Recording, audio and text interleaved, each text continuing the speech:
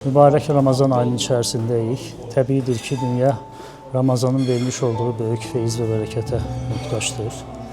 Peyğəmbər Əfəndimiz başda olmaqla səhabə nəslinin yaşamış olduğu bərəkət və fəzilətə muhtaçdır ki, ağır vəziyyətdən çıxa bilək. Yəni, insanların üzü gülsün, həm də qəlbi gülsün. Yəni, qəlbi gülən insanların sayının artmasına muhtaçdır bu günlərin dünya. Bugünkü hal-hazırda bu modern dünya dediğimiz zamanda maddiyata ihtiyaç bir o kadar duyulmuyor. Ama insan kalbinde olan huzura çok büyük ihtiyaç var. Çok güzel sualdır.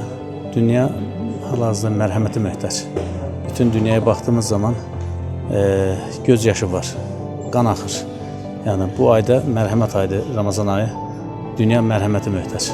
Düşünürəm ki, mərhəmətə və əsası da empatiya, bir-birimizi başa düşməyə çox möhtacdır. Dünya aslında Peyğəmbər Əfəndimizin gətirdiyi ədalətə möhtacdır. Dünya Peyğəmbər Əfəndimizin 1400 il əvvəl gətirdiyi o sistemə möhtacdır. Dünya insanlığını kəşf etməyə möhtacdır.